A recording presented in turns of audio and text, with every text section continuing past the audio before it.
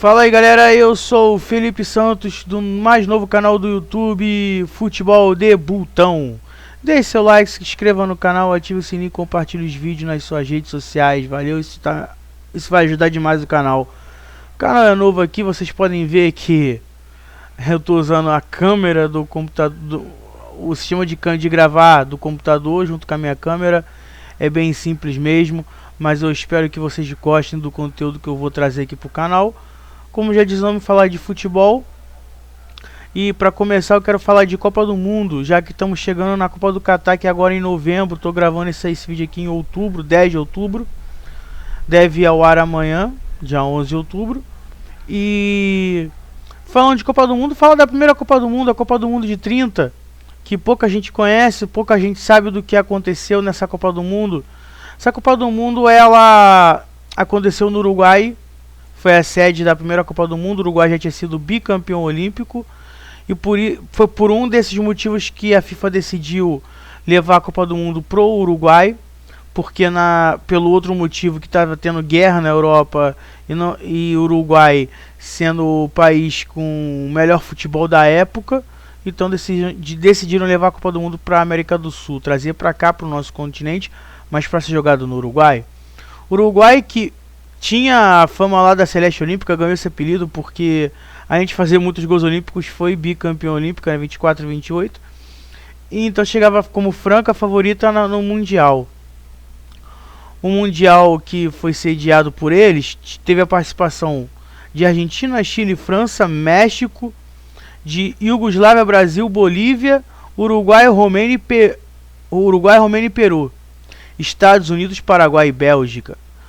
Foi assim formada assim a Copa do Mundo, com o título de curiosidade que o Brasil marcou apenas um gol nessa, marcou 5 gols nessa Copa. O primeiro dele marcado por Preguinho. Apesar do Brasil ter marcado 5 gols na Copa, o Brasil só venceu um jogo. Vou explicar por que mais pra frente. A Copa do Mundo foi dividida em grupos, para ser mais exato, em 4 grupos, sendo que apenas o primeiro grupo tinha mais participantes. Tinham 4 participantes. O resto dos grupos eram formados por três seleções. Então, no primeiro grupo tínhamos a Argentina que ficou em primeiro. Nessa época só o campeão do grupo passava. Só o campeão do grupo é que ia para a fase final do torneio. Nesse caso aqui foi a Argentina que liderou com 6 pontos, Chile em segundo com 4, França em terceiro com 2 e México em último com nenhum. Então, o sistema de grupos era o seguinte, na época, o sistema de pontos, na verdade, né? Cada partida valia 2 pontos. Tanto é que a Argentina que ficou em primeiro com 3 vitórias em 3 jogos, né? 2 pontos para cada jogo ganho. Empate que valia 1 e a derrota que obviamente não valia nenhum ponto. Era assim na época. E se estendeu por um bom tempo até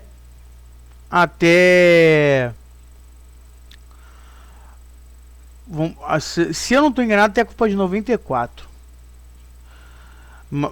Esse sistema de pontos funcionou com vitória valendo 2 pontos, empate 1 e derrota 0. Mas nessa época aqui eu sei que era. Enfim, a França goleou o México por 4-1, a Argentina venceu a França por 1-0, Chile 3-0 no México, Chile 1-0 na França, a Argentina 6-3 no México e a Argentina derrotou o Chile por 3-1 na última rodada. No grupo do Brasil, como eu vinha dizendo anteriormente, a Iugoslávia derrotou o Brasil por 2-1 e o Preguinho fez o primeiro gol do Brasil nesse jogo, em Copas. A Iugoslávia derrotou a Bolívia por 4-0, o mesmo placar, o Brasil derrotou a Bolívia. Por quê? Então, como nesse grupo só tinham 3 participantes, não adiantou o Brasil vencer de nada vencer a Bolívia por 4-0, porque a Bolívia foi derrotada pelo mesmo placar que o Brasil derrotou ela. Derrotou a Iugoslávia, perdeu para a Iugoslávia por 4-0. E a Iugoslávia venceu o Brasil por 2-1.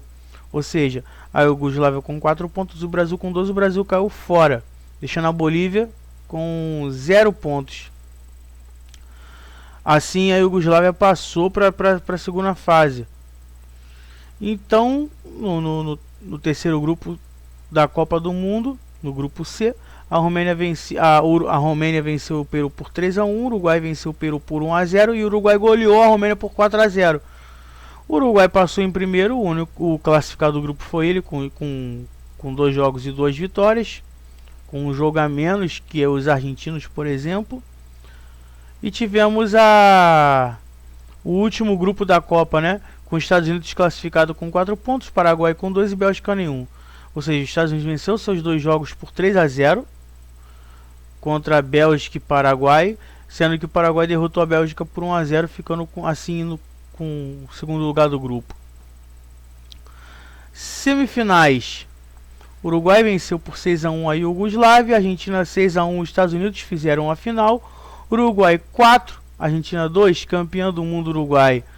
Nessa Copa do Mundo, os artilheiros da Copa, o artilheiro da Copa no caso, foi o argentino Stabile. Acho que se pronuncia assim, com 8 gols. Aí a Argentina teve o melhor ataque com 10 gols. Agora, assim, eu resumi para vocês o que foi a Copa do Mundo, né? Teve 3 estádios a Copa do Mundo, que foi o Estádio Centenário, o Estádio Gran Parque Central e o Estádio de Pocitos, sendo que o maior deles com capacidade era o Centenário com 9.000 de capacidade, 20.000 para o Parque Central, e o Estádio de Pocitos, que teve apenas capacidade para 1.000 pessoas. Todos os jogos aconteceram em Montevidéu, no Uruguai. Dito isto, assim.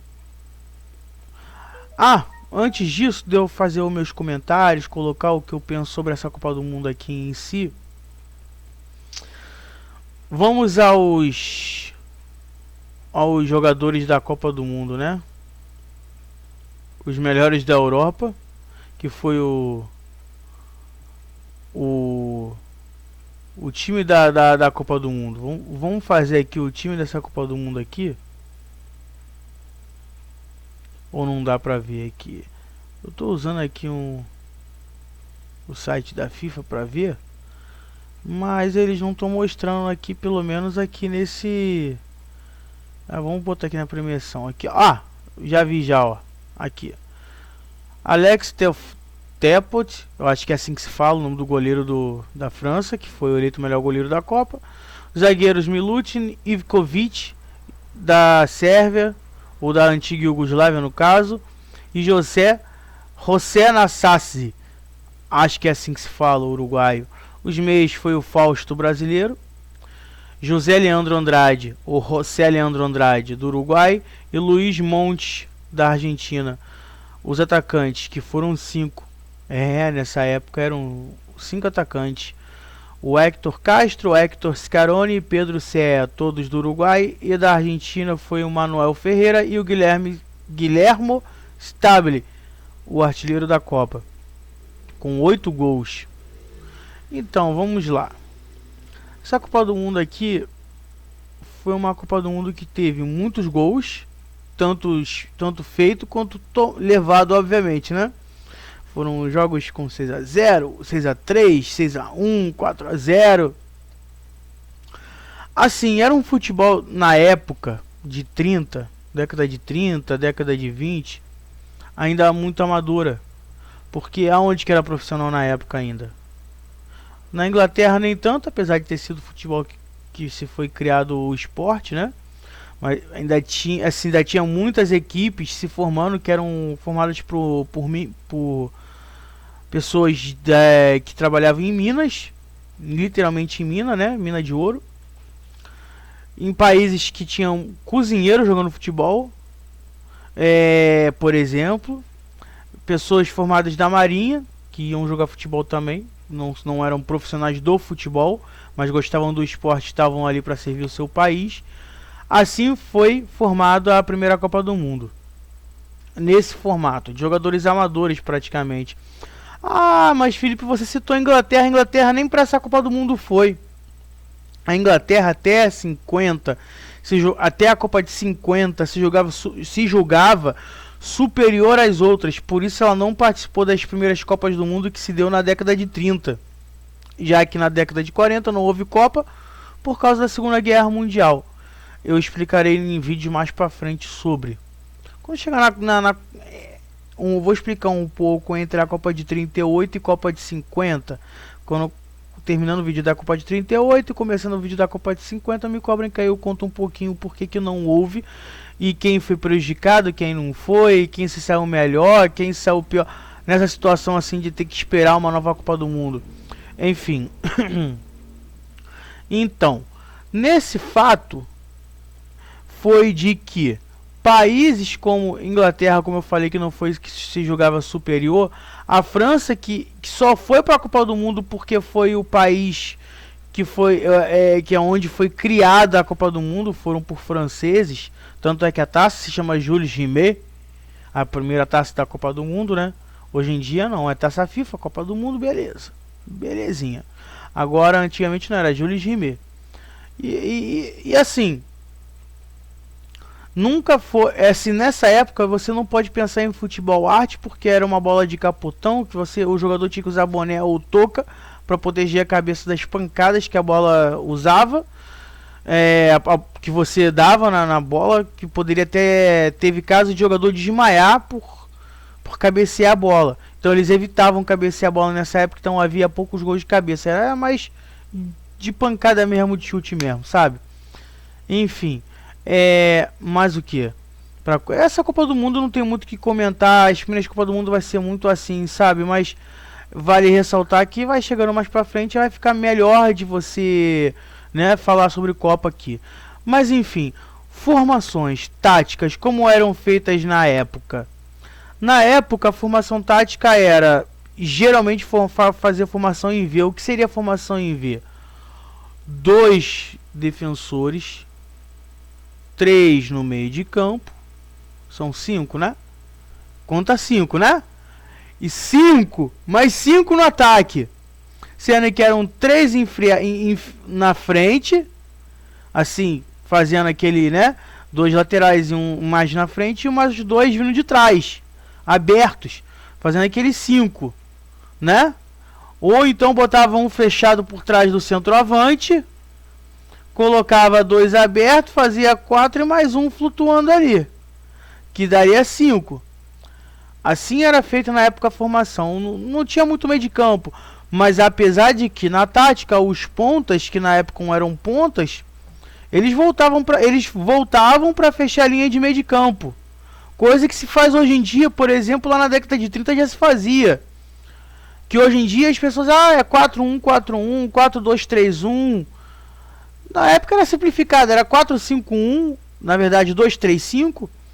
Mas muito do que as pessoas fazem hoje em dia já se fazia na década de 30, só que com menos tecnologia, com menos técnica, com menos força física, com menos tudo.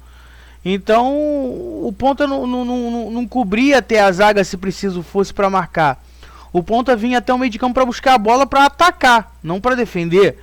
Ele não voltava para marcar, ele ficava esperando a bola no meio de campo para partir do ataque. Os meio-campos e os zagueiros que tinham que fazer essa obrigação.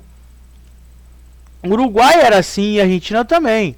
O Uruguai jogava com 2 enfiados dentro da área, com 2 pontas e um aqui como se fosse um meio atacante, mas era um atacante para eles na época. O que é muito usado hoje em dia. Muito usado hoje em dia. Bom, tecnicamente, taticamente, era assim que as seleções se portavam em campo. Agora, tecnicamente, como você não tinha muito espaço na defesa, não tinha muita marcação na defesa, não tinha muito homem atrás marcando, só tinha preocupação em atacar e fazer o maior número de gols possíveis, as seleções que eram mais amadoras, que não estavam acostumadas a esse esporte na época, o futebol, o que elas faziam?